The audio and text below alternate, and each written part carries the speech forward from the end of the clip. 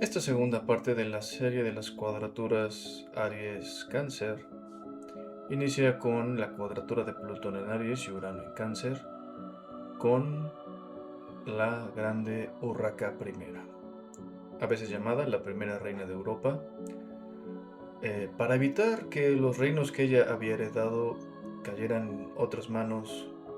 Se acordó que si Urraca no tenía ningún otro heredero, su hijo Alfonso VII tomaría la corona.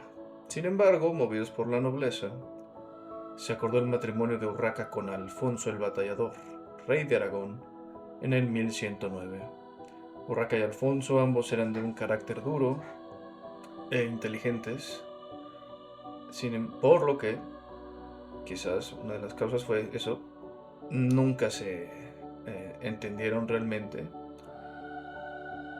Sin embargo, a partir de la entrada de Urano en Cáncer en el 1111, Urraca llegó incluso a combatir contra Alfonso en batalla por los reinos. Y esto lo hizo con apoyo de Enrique, que era otro candidato a rey, el cual parece que era de mayor agrado a Urraca.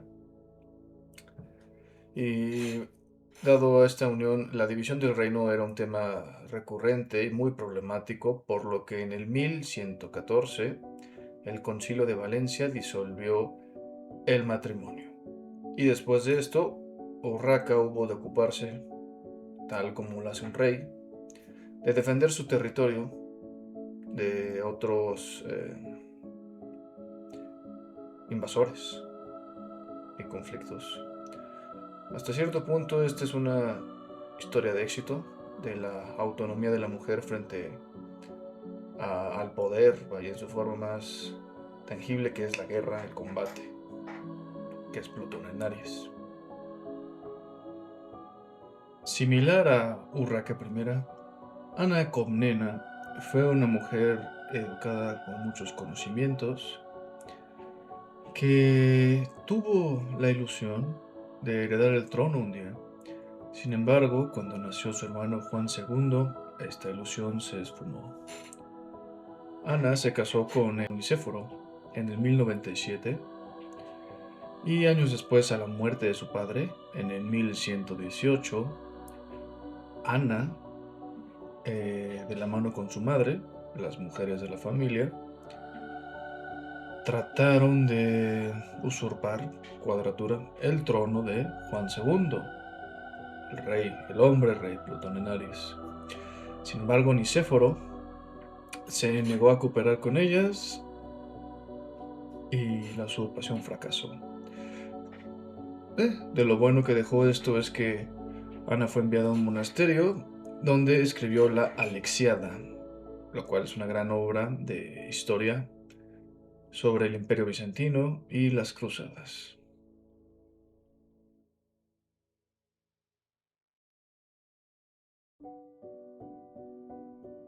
Uno de los ejemplos más emblemáticos, si no es el que más, junto con Urraca I, fue Juana de Arco, quien en medio de la Guerra de los 100 Años, según por una profecía de Merlín, la cumplió, y fue ella quien, siendo mujer, Plutón en Cáncer, movió los hilos de la historia. En cuadratura con Aries, básicamente por ser una guerrera que lideró tropas y cambió el destino de la guerra hasta que, desafortunadamente, la política del rey ya no estaba en acorde con las acciones de Juana, aquello que le decía una voz del más allá, y pues terminó hecha cenizas en un río, pero gran mujer de la historia. Ahora tenemos a Jacoba de Baviera, la última condesa autónoma que tenía varios territorios, incluidos algunos de lo que hoy es Países Bajos. Sin embargo, al no poder divorciarse, de modo que eh, si moría o tenía descendencia, perdería estos territorios y pasarían a otra familia. Es por eso que se pierde la autonomía. Al no poder divorciarse por la iglesia, eh, Jacoba fue obligada a ceder sus posesiones a su primo Felipe de la Borgoña, y de aquí en adelante esta fue la norma, haciendo que las mujeres no pudieran ser condesas por sí solas. Por esto, la última condesa autónoma.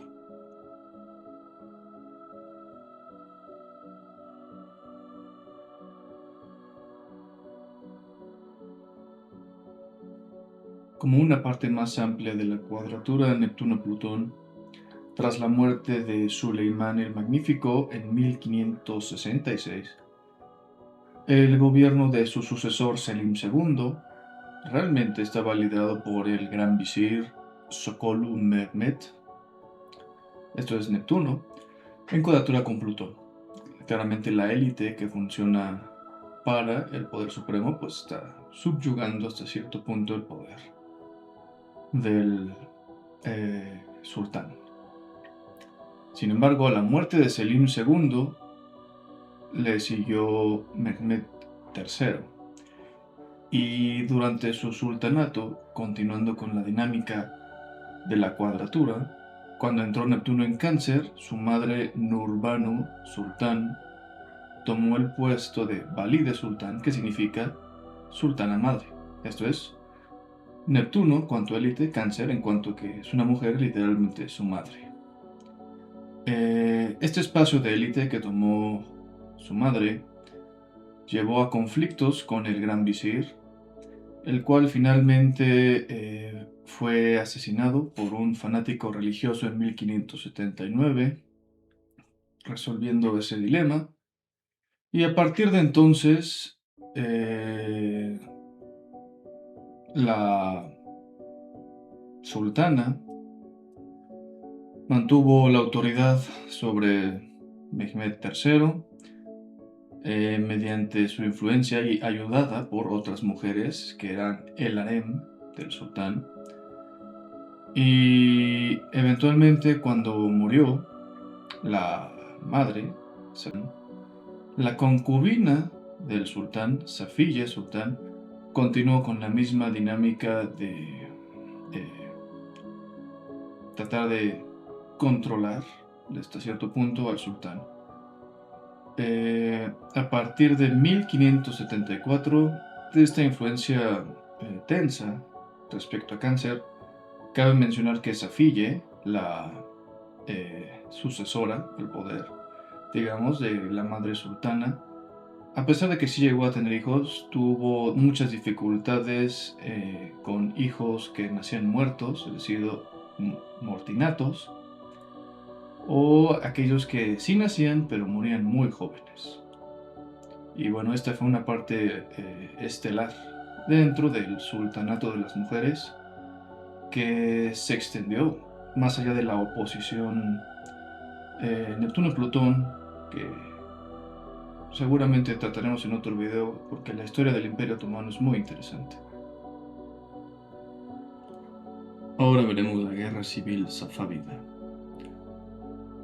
en la cual, por un lado, el Shah Tahmasp I tuvo con Sultanum Begum como madre a dos hijos, Mohammed e Ismael, y por el otro lado a Haidar Mirza con Sultan Sadek Khanum, quien era una noble de Georgia, por lo que se explica más adelante el apoyo que obtiene de ciertos clanes dentro del territorio. Mohammed era casi ciego, por lo que no podía contender para ser Shah. Mientras que Ismael fue asignado como gobernador de una provincia en 1556. Sin embargo, un noble cercano al Shah le dijo que su hijo quería derrocarlo, por lo que este fue encarcelado muchos años, hasta que en 1574 el Shah enfermó gravemente sin resolver la situación de quién sería el descendiente. En ese momento, los líderes de los clanes del territorio, que en su conjunto eran llamados Quisilbash, es decir, Neptuno, en este momento se dividen. Un grupo apoyaba a Haidar Mirza, dado el parentesco familiar y étnico con su madre, y otros apoyando a Ismael II, quien seguía encarcelado. El bando contrario a Ismael trató de asesinarlo. Sin embargo, gracias a la hermana de Ismael, Parikán Khanum, este pudo enterarse y salvar su vida. En 1576 finalmente murió el Shah, y junto a él en sus últimos momentos estaba Haidar Mirza, por lo que él pasó a ser el descendiente. Sin embargo, en ese mismo día, Parikán se las ingenió, dado que la guardia era en ese día favorable a Ismael, se las ingenió para que fuera asesinado. En ese momento, ella pasó a ser la gobernante realmente. Sin embargo, desde esa posición, organizó a los nobles, Neptuno, a los Quisilbash, quienes legitiman el poder, para presentarse en la mezquita de Qazvin, donde el religioso, Neptuno, Makdum Sharif, confirmó a Ismael en su posición de Shah en ese mismo año de 1576. Sin embargo, aún siendo ya legítimamente Ismael el Shah, muchos de los nobles, funcionarios y militares respondían y estaban en contacto con Parikán como gobernante. Durante su gobierno, Ismael tuvo unas relaciones muy malas con los Quisilbash, los nobles, ya que desconfiaba de ellos en gran medida. Esto es la cuadratura Plutón-Neptuno, llegando incluso a enemistarse con sus propios seguidores y con su hermana, Parikán. Por otro lado, con el aspecto de Neptuno en Géminis, el Islam chiita era la religión predominante de la región. Sin embargo, Ismael trató de promover el culto suní para ganar apoyo de otros sectores y fortalecer su posición, y también para, de cierto modo, contrariar a las élites Quisilbash chiitas. Ya hemos visto en cuadraturas anteriores cómo se presentan este tipo de, bueno, exactamente en cuadraturas Plutón-Piscis, Neptuno-Géminis, se presentan disputas por variaciones o dualidades religiosas. Sin embargo, cuando Neptuno entra en Cáncer y Plutón en Aries, Ismael envió a funcionarios, guerreros, a purgar la familia, cegando o matando a sus hermanos y otros nobles para que no hubiera quien le disputara el trono. Aquí es Plutón en Aries en cuadratura con Neptuno en Cáncer, ¿no? El poder violento, en fricción con toda la familia, que incluía nobleza, que podía reclamar el poder. En este clima tenso y por la repetida ingratitud de Ismael, Plutón, hacia su hermana, Parikán, esta, que en segundo plano tenía mucho poder, lo mandó a envenenar junto con apoyo de las concubinas, y murió en 1577. Sin embargo, en ese momento el trono pasó a su hermano Mohammed, que ya era viejo y ciego, por lo que realmente el gobierno en efecto estaba en las manos de Parikán y la concubina de Mohammed, Khair al-Nisa Beguma. Sin embargo, había una fuerte tensión entre estas dos mujeres fuertes por el poder y la concubina mandó a asesinar a la hermana. Tras esto, la concubina comenzó a promover la carrera política de su hijo Hamza Mirza. Sin embargo, esto fue una causa de conflicto eh, con los quisilvas, con la nobleza.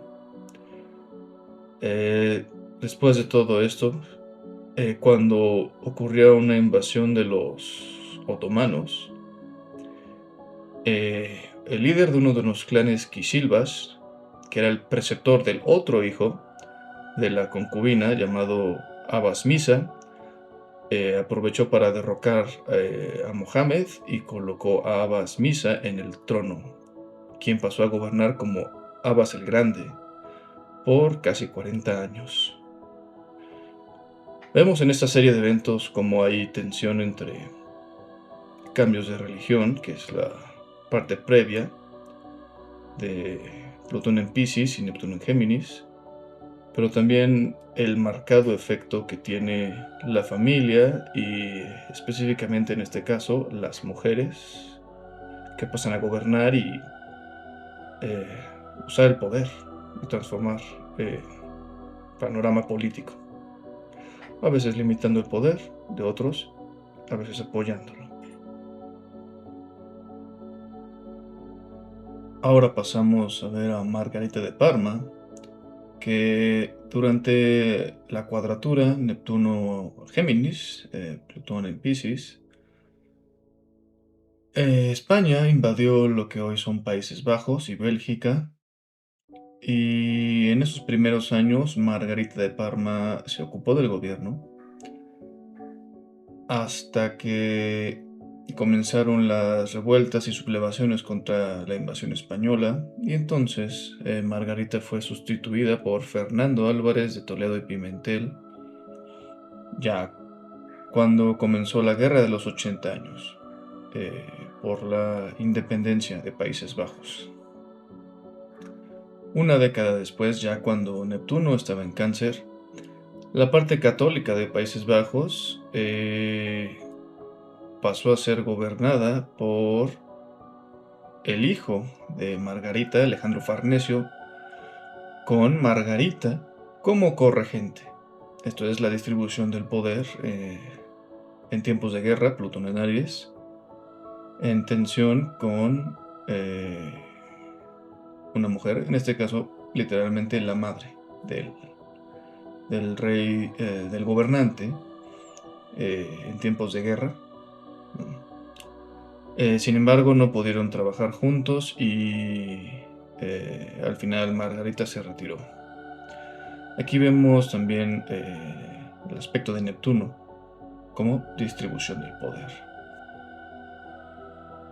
Para finalizar esta segunda parte de la serie de cuadraturas Aries-Cáncer, hablaremos un poco sobre la mística Teresa de Ávila, que fue una mística muy importante en el catolicismo, que llevó la experiencia mística cristiana a su punto más alto, junto con San Juan de la Cruz, que vivió en sus tiempos, de hecho trabajaron juntos.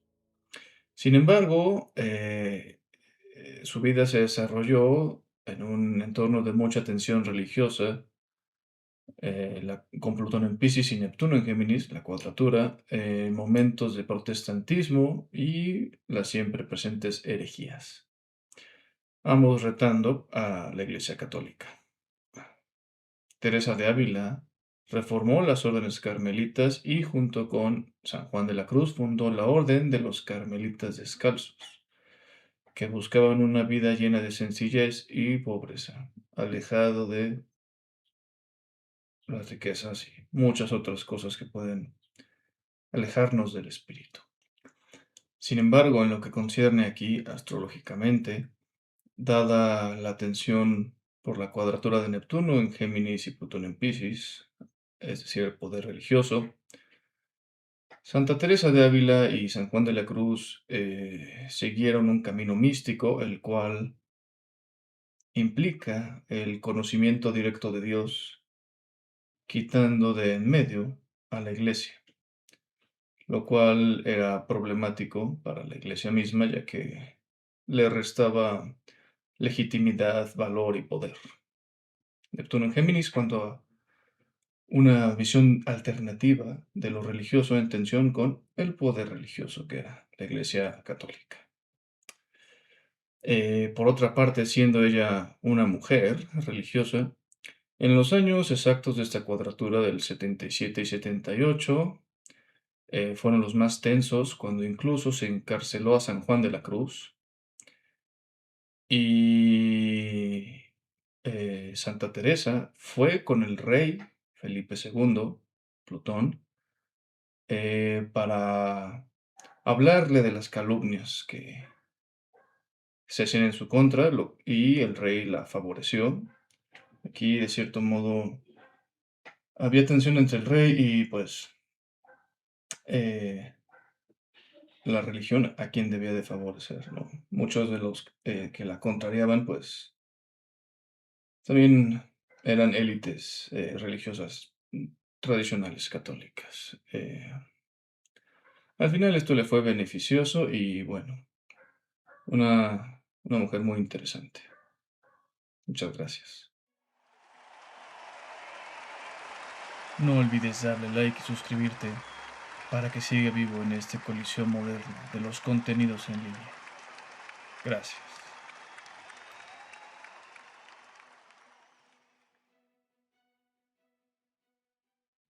Si te ha gustado el video, no dudes en conseguir tu copia de mi libro, Como es arriba, es abajo, el cual explora patrones en la historia, y en base a lo visto, concluye con predicciones sobre las décadas por venir.